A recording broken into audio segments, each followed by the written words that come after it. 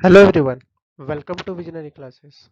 Today we will going to discuss on the Unit 5 next lecture series that is on gas hydrates. Okay so जैसे कि exam नज़दीक आ रहा है और आप सबको बहुत सारी डाउट्स होंगे और बहुत सारे लेसन्स आपके कंप्लीट नहीं हुए होंगे, तो आप सब ध्यानपूर्वक इस लेसन को भी देखिए क्योंकि ये भी एक इम्पोर्टेंट टॉपिक है जो कि एनर्जी एंड एनवायरनमेंट सेक्शन से है। तो यूनिट 5 का ये वाला जो पोर्शन है gas hydrates, let us discuss on it. So the first thing that we will discuss on the gas hydrate is what is actually gas hydrates। तो gas hydrates कुछ इस तरीके से दिखता है,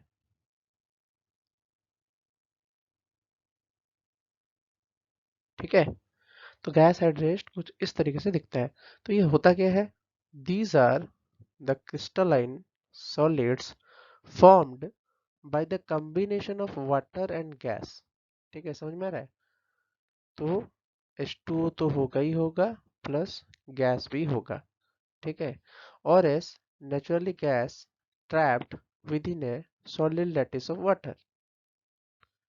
समझ में आ रहा है? तो ये आप देख सकते हो, ये है आपके H2O वाटर मॉलिक्यूल्स और इसके बीच में ये गैस के मॉलिक्यूल्स जो है ये ट्रैप्ड हो गए।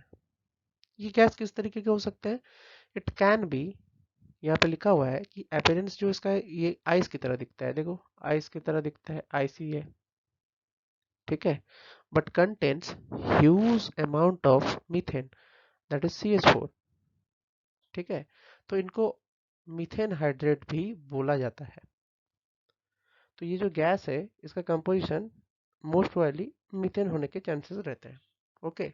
But it also might contain some amount of ethane और कार्बन डाइऑक्साइड, इसमें CO2 भी हो सकता है और CH2 भी हो सकता है। तो इथेन और कार्बन डाइऑक्साइड की मात्रा भी यहाँ पे मौजूद हो सकती है, ठीक है, C2H2। तो when it is extracted out of the earth surface around 1 cubic, देखो 1 क्यूबिक मीटर, ठीक है, 1 क्यूबिक मीटर इतना वो बोल रहा है। तो अगर मैं 1 क्यूबिक मीटर का एक स्क्वायर ले लूं जिसका 1 मीटर हमारा क्या है, साइड है, ठीक है, उस 1 क्यूबिक मीटर स्क्वायर में कितने गैस होंगे? 164 cubic metre of natural gas store होगा, ठीक है, जो कि रिलीज होता है। तो सोचो 1 मीटर क्यूब ऑफ, अगर मैं एक सरफेस लेता हूं और उसके अंदर मैं एक्सट्रैक्ट करता हूं तो 164 क्यूबिक मीटर का नेचुरल गैस निकलता है। मतलब समझ रहे हो, 1 मीटर क्यूब वॉल्यूम का स्क्वायर 164 मीटर क्यूब तक का गैस देगा आपको। दिस इज रियली वंडरफुल कि आपको इतना ज़्यादा गैस मिल रहा है। तो डेफिनेटली इसकी जो एफिशिएंसी होगी वो काफ़ी ज़्यादा होगी, ठीक है। तो अगर मैं बात करूं कि क्या होता है कि it is generally found where the pressure of the water under the elevated pressure. Presence of water जो होता है अंडर एलिवेटेड प्रेशर, बहुत ज़्यादा प्रेशर के अंडर में ये मौजूद होता है। एंड रिलेटिवली लो टेम्परेचर, देखो टेम्परेचर भी लो है, यहाँ पे एक डिफरेंस है जी। रॉक्स में आप पढ़ते थे मेटामॉर्फिक रॉक में कि प्रेशर हाई था और साथ ही साथ आपका टेम्परेचर भी हाई था। बट यहाँ पे क्या होता है कि प्रेशर हाई है बट टेम्परेचर जो है वो लो है। और ये बेनिथ किसके मिलता है? आपके परमाफ्रॉस्ट में मिलता है, ठीक है। परमाफ्रॉस्ट हो या कोई आइसी सरफेस हो उसके नीचे ये मिलने के चांसेस बहुत होते हैं। और मराइन में भी सेडिमेंट्स में भी मिलता है, ठीक है, ये भी याद रखो। मरीन सेडिमेंट्स के बेनीथ में भी ये मिलेगा, बेनीथ मरीन सेडिमेंट्स, ठीक है। तो सबमराइन इन्वायरमेंट में भी इसके मौजूदगी पाई जाती है, ठीक है। परमाफ्रॉस्ट एक जगह है, उसके साथ मरीन सेडिमेंट्स के नीचे भी ये पाया जाता है। तो जो पेट्रोलियम एक्सपोर्ट्स है वो सजेस्ट करता है that gas hydrate reserves far exceeds the remaining quantities of other fossil fuels, ठीक है। पेट्रोलियम एक्सपर्ट्स, देखो पेट्रोलियम एक्सपर्ट्स भी बोल रहे हैं जो गैस हाइड्रेट्स का रिजर्व है, ठीक है, वो काफी ज्यादा है, exceeds the remaining quantities of other fossils. तो गैस हाइड्रेट्स जो है वो काफी ज्यादा मात्रा में मौजूद है all around the world as compare to other fossil fuels. तो अदर फॉसिल फ्यूल्स जैसे हमने पढ़ रखा है, ठीक है, कोल की बात करते हैं, कोल एक तरीके का फॉसिल फ्यूल है, ठीक है। उसके बाद हम नेचुरल ऑयल्स की बात करते हैं, ठीक है। तो ये जो है इनसे ज्यादा ही मात्रा में ये मौजूद है, इतना समझ में आ गया। फिर क्या होता है कि it is not stable at a normal sea level pressure and temperature, which is the primary reason that it is challenge to study। ठीक है। अब इसका मीनिंग क्या है समझो, कि अगर ये गैस बाहर निकलेगा सी लेवल और temperature, normal temperature pressure condition में, तो डेफिनेटली ये किसी ना किसी केमिकल स्पीसीज के साथ रिएक्ट करेगा। तो it will not be like a inert one, it will definitely react and it will lead to some other kind of chemicals। तो इसको normal sea level pressure and temperature condition में इसको study नहीं की जा सकती है, क्योंकि it is very difficult to study at that kind of environment. ठीक है, क्योंकि जो केमिकल है ये किसी ना किसी तरीके से दूसरी चीज से रिएक्ट करेगा, कोई रिएक्शन बनाएगा, और उस रिएक्शन के बनने के बाद ये उस फॉर्म में नहीं होगा जिस फॉर्म में हमको इसको चाहिए स्टडी करने के लिए। आया समझ में? तो दिस इज ए मोटा मोटी आपका गैस हाइड्रेट्स के बारे में जो कंसेप्ट है वो यहाँ पे आपको समझ में आया होगा। आगे चलते हैं। तो अगर मैं गैस हाइड्रेट्स की अगर डिस्ट्रीब्यूशंस की बात करूं, ठीक है, this slide is dedicated to distributions. ठीक है, तो डिस्ट्रीब्यूशन की अगर मैं बात करूं तो ये बोलता क्या है, 3000 total volume of gas hydrates. ठीक है, 3000 total volume of gas hydrates मौजूद है कहाँ पे, पूरे वर्ल्ड में। देख सकते हो ये जितने भी ब्लू रीजन्स है ये सब के सब आपके गैस हाइड्रेट्स में आते हैं। 3000 कितना अमाउंट है। तो energy from the ice, global global distribution of methane hydrate deposits on the ocean floor. देखो ये सारे के सारे ओशन फ्लोर के साइड में ही है ना, ये जो है रीजन है, ये है आपका, इधर है। देखो कहाँ कहाँ मिलता है, हर ऑलमोस्ट ऑलमोस्ट सभी ओशन के साइड्स में, कोस्टल रीजन्स में मिल ही रहा है। तो गैस हाइड्रेट्स का जो डिपॉजिट्स है काफ़ी ज़्यादा मात्रा में मौजूद है, वो पूरे all over the around the world में। ठीक है, अगर लार्जेस्ट रिजर्वर की बात करें तो इंडियन कंटिनेंट में यहाँ मिलता है। ठीक है, गुजरात में के पास और नीचे थोड़ा, और यहाँ पे बॉम्बे हाई वाला जो रीजन है, ठीक है, और बे बंगाल के इस रीजन में मिलता है। तो अगर मैं गैस हाइड्रेट रिजर्व्स की बात करूं इंडिया में तो ये कितना है, 1894 trillion cubic metres, and their deposits occur in the western and eastern and Andaman offshore areas. एक तो वेस्टर्न और ईस्टर्न में मिलता है और अंडमान में मिलता है, जहां पे आपको ये दिख रहा होगा अंडमान एंड निकोबार के पास। ठीक है, और ये वेस्टर्न एंड ईस्टर्न। ठीक है, तो जो पोटेंशियल रिजर्व है इसके वो क्या है, कृष्णा गोदावरी बेल्ट, ठीक है, और महानदी बेसिन, ये दोनों बेसिन के चारों तरफ ही इसकी पोटेंशियल रिजर्व पाई जाती है। एजेंसी जो इसके मॉनिटरिंग में काम कर रहे हैं उसकी अगर मैं बात करूं वो क्या है, national institute of ocean technology Chennai, ठीक है, एनसीपीओआर गोवा, ठीक है, national cryospheric polar and ocean research organisation जो है, जो कि गोवा में मौजूद है, वो भी काम करता है। फिर national geophysical research institute of Hyderabad. आया समझ में? तो ये सारे जो लोग हैं ये इस चीज़ पे काम करते हैं, गैस हाइड्रेट्स के डिस्ट्रीब्यूशंस के बारे में, गैस हाइड्रेट्स का जो प्रॉपर स्टडी होता है साइंटिफिक स्टडी उस पे काम करते हैं। ठीक है, तो इस तरीके से आपको ये वाला पोर्शन भी समझ में आ रहा है कि कहाँ पे किस तरीके के गैस रिजर्व फाउंड होता है। तो पोटेंशियल रिजर्व्स आपको याद करना है, इंडिया का एस्टिमेट्स कितना है वो याद करना है, डिस्ट्रीब्यूशंस किस तरीके से मौजूद है वो याद करना है। You can also search for other kind of और रिजर्व्स, ठीक है, जहाँ से एक्सट्रैक्शन प्रोसेस क्रिएट होते हैं वो रिजर्व्स भी आप याद कर सकते हो कहाँ से ये मिलता है। ठीक है, तो आगे अगर चलते हैं तो types of gas hydrates deposits की हम बात करते हैं। ठीक है, तो क्या बोलता है इसमें कि although all the factors controlling the type, distribution and amount of natural hydrate accumulation poorly understood। सारे फैक्टर्स को आप समझ नहीं सकते हो आसानी से। ठीक है, तो जियोलॉजिकल इन्वायरमेंट में it is very significant role play करता है। In particular gas hydrate formation is influenced by the porosity, permeability and degree of lithification and closing the medium. Obvious सी बात है, पोरोसिटी पोर स्पेस का होना, परमेबिलिटी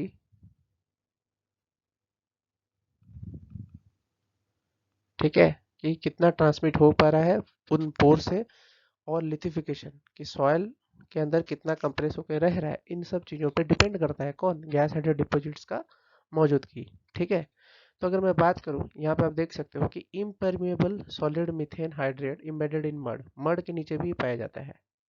फिर क्या होता है कि trapped methane gas under high pressure, यहाँ पे भी ये मौजूद है। ठीक है, थर्मोजेनिक जनरेटेड गैस, ये नीचे से जा रहा है, डेप्थ भी देख लो यहाँ पे, डीप ओशन डिपॉजिट्स में भी पाए जाते हैं, आर्टिक एंड परमाफ्रॉस्ट डिपॉजिट्स में भी मिलता है। ड्रिल करोगे तो बायोजेनिक जनरेटेड गैस, ठीक है, ये बायोजेनिक है, मतलब माइक्रो ऑर्गेनिज्म से जनरेटेड भी हो सकते हैं ये गैसेस। तो solid methane hydrates formed in the bands and lenses close to the surface, यहाँ पे लेंसेज के रूप में फॉर्मेशन हो रहा है, देख सकते हो आप।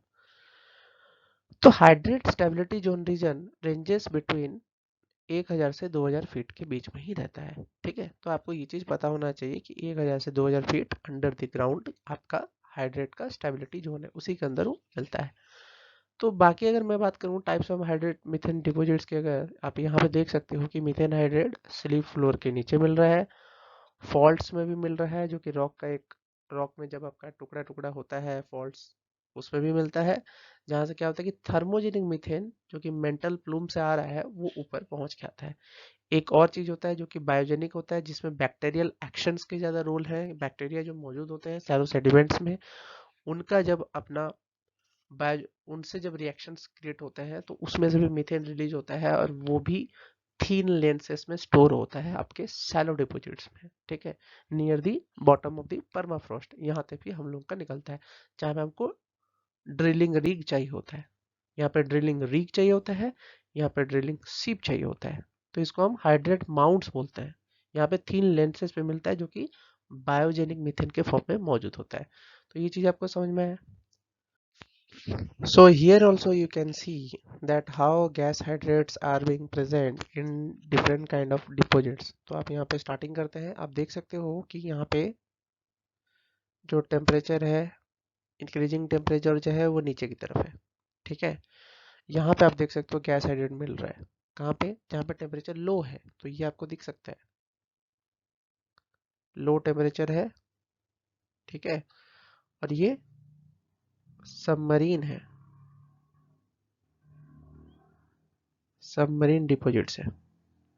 ओके, फिर आपको दिख सकता है यहाँ पे क्रैक्स एंड फॉल्ट्स में मिल रहा है, ऑयल रिजर्व्स में भी मिल रहा है। अब देखो थर्मोजेनिक ऑयल एंड गैसेस जब यहाँ पे क्रैक्स एंड फॉल्ट्स में जा रहे हैं, तो यहाँ पे से मूवमेंट होते हुए ऑयल रिजर्व्स में जा रहे हैं। यहाँ पे आपका फिर से परमाफ्रॉस्ट या ठंडा वाला कोई थीन लेंसेस मिल रहा है, जहाँ से फिर वो बबल आउट हो रहा है। ठीक है, तो इस तरीके से यहाँ से ये बबल आउट होता है, बबल आउट होकर मीथेन निकल रहा है। ठीक है, डिजॉल्व मीथेन जो है, यहाँ पे माइक्रो ऑर्गेनिजम्स इसको कैप्चर कर रहे हैं अपने यूज के लिए, O2 plus CH4 CO2 plus water release कर रहे हैं। ठीक है, फिर ऑयल से भी रिलीज हो रहा है, oil in water, oil coated bubbles, यहाँ से भी गैस, डायरेक्ट गैस लीकेज भी हो रहा है। ठीक है, एनिमल्स के थ्रू से भी रिलीज हो रहा है।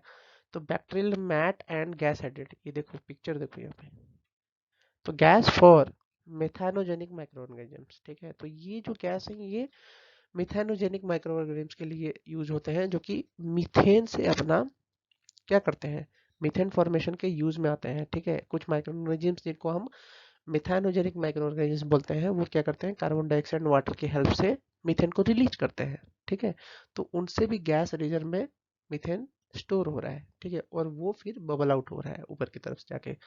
फिर मड वोल्केनोज की बात करें तो मड वोल्केनोज से भी गैस आपका बाहर निकलता है। ठीक है, तो ये भी एक टिपिकल आपको फॉर्मेशंस एंड डिपॉजिट्स का एक आइडिया दे रहा है ये जो डायग्राम है। तो आप इस डायग्राम के थ्रू से भी समझ सकते हो कि जो सबमराइन इन्वायरमेंट है वहां पे कहाँ कहाँ गैस मौजूद होता है। Okay, now again we will seeing here that how methane hydrate is present at a different water temp depth temperature and pressure. So यहाँ पे हम देख सकते हैं कि आज हम मीथेन हाइड्रेट स्टेबिलिटी चार्ट के बारे में भी यहाँ पे स्टडी करते हैं। ठीक है, तो ये एक तरीके से क्या है, this is A phase diagram, जो कि आपको क्या शो कर रहा है, water depth pressure on vertical axis, temperature on horizontal axis. ठीक है, और जो डैश्ड लाइन है that separates the stability fields of the water, water ice, gas and gas hydrates. The dashed line separates the stability field of the water, water ice, gas and gas hydrates. The line labeled is hydrate to gas transition is significant. ठीक है, so condition for the formation of methane hydrates occur below this line. तो आप यहाँ पे देख सकते हो कि ये जो हाइड्रेट गैस का जो आपका क्या है, वाटर डेप्थ जैसे जैसे डिक्रीज हो रहा है, ये hydrate to gas transition line जो है वो उतना ही कम होते जा रहा है। ठीक है, तो वाटर डेप्थ के हिसाब से आपका मीथेन हाइड्रेट एंड वाटर का जो फॉर्मेशन है वो आपका hydrate to gas transition line के नीचे फॉर्मेशन हो रहा है, यहाँ पे आप देख सकते हो। तो after this point you can see the methane hydrate and water are trapped inside one system. ठीक है, तो ये जो लाइन है आप देख सकते हो, डेप्थ में प्रेशर इंक्रीज हो रहा है, टेम्परेचर थोड़ा थोड़ा बढ़ रहा है, तो यहाँ पे आपको मीथेन हाइड्रेट का फॉर्मेशन दिख रहा है। और ये जो जोन है वो मीथेन एंड वाटर आइस का जोन है, ये जो जोन है methane hydrate and water ice का जोन है, ये भी मीथेन गैस एंड वाटर का जोन है, यहाँ पे मीथेन हाइड्रेट एंड वाटर का जोन है। ठीक है, तो यहाँ पे वाटर आइस के फॉर्म में है, यहाँ पे भी वाटर आइस के फॉर्म में है, यहाँ पे भी वाटर आइस के फॉर्म में है, यहाँ पे गैस के फॉर्म में है, और यहाँ पे प्रॉपर वाटर एंड मीथेन के फॉर्म में मौजूद है। ठीक है, तो ये एक तरीके से आपका जो रेड लाइन है that is representing the geotherm, the change of temperature with the depth at a specific location. Note how as depth increases the geotherm crosses the hydrate to gas transition line. ठीक है, ये भी देखो कि depth जितना increase करेगा उतना जियोथर्म आपका क्रॉस कर रहा होगा हाइड्रेट गैस लाइन से। तो ये एक तरीके का आपको फेज डायग्राम की तरह आपको दिख रहा है। ठीक है, फेज डायग्राम क्या होता है, यू कैन डेफिनेटली स्टडी और गूगल इट। तो ये फेज डायग्राम अपने डिफरेंट डिफरेंट फेजेस के बारे में समझाता है, तो यहाँ पे आपको गैस हाइड्रेट के फेज डायग्राम के बारे में भी समझा दिया गया है। अगेन गैस हाइड्रेट इंपोर्टेंट क्यों है, इसके वगैरह में अगर हम स्टडी करें तो दे आर में कंटेन मेजर एनर्जी रिसोर्स। ठीक है, and it may be significant hazard because it altars the sea floor sediment stability, क्योंकि गैस जब निकलेगा तो सी फ्लोर के जो सेडिमेंट्स होंगे उसको ऑब्वियसली हटा कर निकलेगा। ठीक है, तो उनकी स्टेबिलिटी को क्या करता है, डिक्रीज करता है, चेंजेस कर लाता है उसमें। ठीक है, influencing collapse and landsliding, landslide भी हो सकता है, गैस बाहर निकलेगा तो ऑब्वियसली लैंडस्लाइड होगा ही। फिर क्या होता है कि hydrate reservoirs may have a strong influence on the environment and climate because the methane is a significant greenhouse gas. तो अगर ज़्यादा से ज़्यादा मीथेन रिलीज हो जाएगा तो ऑब्वियसली वो ग्रीन हाउस इफेक्ट के काम में आएगा। फिर क्या होता है कि करंटली जो US, Canada, Norway, great Britain and Japan ये वर्क कर रहा है कि गैस हाइड्रेट और इसके रोल के बारे में अंडरस्टैंड करने के लिए, जो कि ग्लोबल क्लाइमेट और फ्यूचर फ्यूल की रिसर्च को कंट्रोल करेगा। ठीक है, तो यूएस गैस हाइड्रेट्स एजेंसी जो है यूएसजीएस, वो इस पे काफ़ी हद तक रिसर्च कर चुकी है आज के डेट पे। तो आपको ये जो चीज़ें हैं ये बेसिकली गैस हाइड्रेट्स के बारे में आपको एक डेफिनेट आइडिया दे रही है। ओके, सो आई होप कि लेक्चर आपको बहुत हद तक समझ में आया होगा। If you have some doubt you can comment in the box and definitely go for it and understand this lessons. Okay, have a nice day.